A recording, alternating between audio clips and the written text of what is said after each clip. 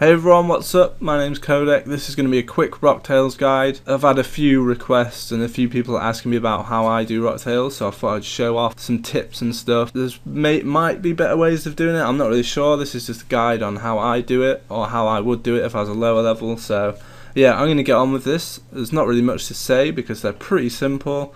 Anyone could do it, level 3s can do it, so yeah, let's get on with this. A few quick bits of info before I get started on the main guide. You're going to need 90 fishing. If you don't have 90 fishing, I'd recommend C2 fishing. That's what you do in Dungeoneering. There'll be loads of guides on YouTube. I'll maybe do one myself in the future. It's not too hard to get these days, to be honest. You can just fish anything. I wouldn't recommend doing stuff like lobsters though. If you're going to fish for money below 90, do monkfish. But other than that, I'd recommend C2 fishing. You're going to be going to the living rock caverns as well, so you're going to need some form of gear. I use bandos, pretty much my Slayer outfit, to be honest. But if you're really high combat, you get away with pretty much anything. If you're a low level, rune, this is just like as an example, rune, whip and an obby shield, that'd do anyone probably. You'd get away with that. They're really easy to kill, so it's not a problem. If you're a level 3, I'd recommend just wearing nothing and as little in your inventory as possible, but I'll cover that in a second. If you are worried about risking, I can't remember what I was talking about, but go to World 84. That's the busiest world for living rock caverns, and you won't get attacked. The only time you're going to get attacked is maybe run into the bank. That's the only risk for level 3s, but I suppose if you're a level 3 and you want to fish Rocktails, that's a risk you've got to take. But yeah, you're not going to die if you get World 84. You get attacked in World 88 and World 77, but not as much as you won't get attacked as much in World 84, that's what I'm trying to say. But I use World 88 just because it's the best, I think. There's pretty cool people there. It's not too busy in the day. World 77's pretty hard for me to log into, to be honest. I think it's because it's a Dungeoneering world and a lot of people use it for LRC, so there's loads of people logging in at the same time and it's just a pain in the ass. But that's about it for the basic info. I actually have a tab set up in my bank solely for fishing. That's because it's mainly pretty much all I do. It also helps with quick banking. Basically what I have in the tab is teleports, living minerals, which you're going to need. You can get them on the Grand Exchange. I think they're pretty cheap these days. I think from 90 to 99 you need 20,000, but if you use urns it'll be a bit less. I'm not exactly sure. But just buy 20k, it doesn't cost too much, to be honest. And summoning familiar, have water runes for the urns. You're going to need to use them on the urns if you buy them. For example, say I come to the bank after I've tellied, I'd just get some telly tabs, 1k bait, 10 urns and summoning familiars, and I'd be gone. Now, a few things about summoning familiars. If you don't have a granite lobster, which I'm pretty sure is 74 summoning, I wouldn't recommend using a familiar at all.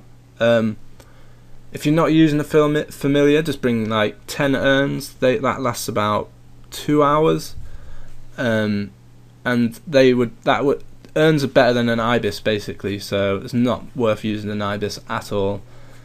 Lobster or a yak, that's pretty much the only two familiars I recommend using. I'm going to show you 2 examples of an inventory setup. So for lobsters, for example, you'd have your telly tabs, your bait.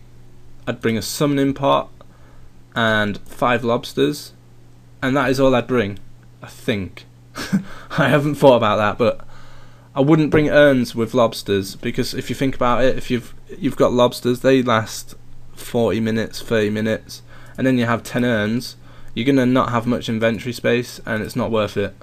So don't bring urns with lobsters, but that would be my recommended inventory for lobsters. For yak, this is the inventory I use. Telly tabs, bait, 10 urns and 2 yaks. That'll do you perfectly because you use 5 urns per yak pouch, and that works really well for me. But it's all trial and error. Just mess around with it yourself, see what you finds best. Lobster's really good as well, but it pretty much works out the same XP as a yak. I did a quick test when I started fishing ages ago, and yak and lobster, there's no difference in XP per hour, so it's just what you prefer really. If you prefer using urns or you prefer using familiars. I've sped this next clip up. It's of me basically going to the Living Rock Caverns. This is through the mining guild. This is the way I use. It's pretty quick. There's a little agility shortcut here, and pretty much there's a little summoning obelisk. If you can't use the mining guild, you can go this way, past the party room, down the stairs, through the agility gap, and pretty much the same. Another alternative, which is probably the quickest, is Edgeville, and you just basically run past the monastery into the dwarf place, and that is about it. You're there. So once you're in the caves, there is a summoning obelisk right here, and the entrance to the caves is over there. So what I do is I charge my summoning, especially if you're doing a yak and you don't have the summoning pot. Summon your yak and recharge again. That is really important, or you're going to end up running back out here.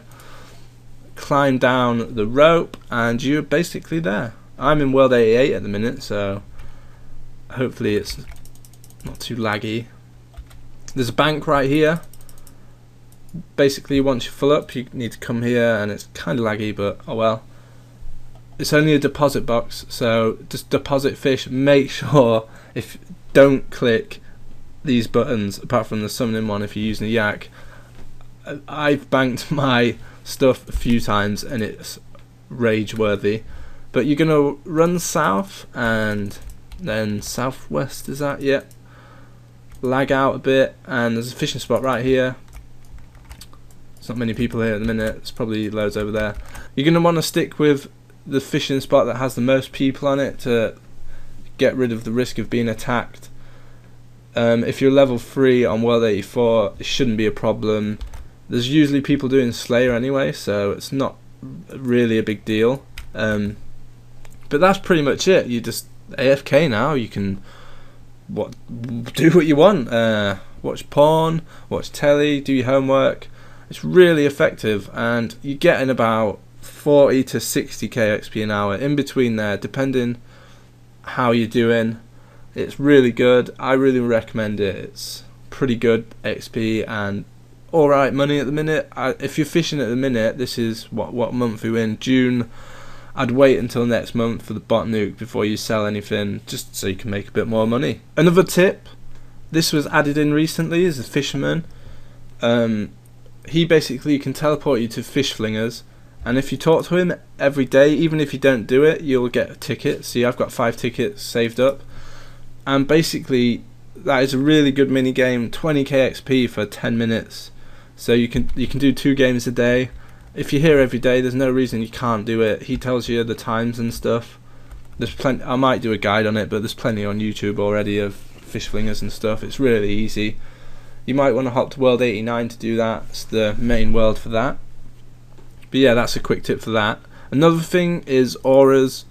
I have a Master Call of Sea aura, and that it adds like 30k XP on per hour, and obviously you can only use it every so often, but I'm definitely gonna upgrade to the Supreme Call of the Sea, because that doubles your XP.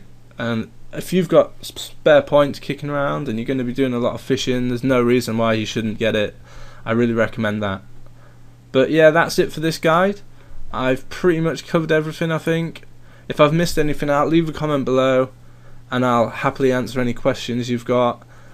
I know it's kind of a simple guide, but I've had a lot of people ask me about it, so I thought I'd do it anyway. Thanks for watching, guys. I'll have some more guides up in the future, and I'll see you next time. Bye.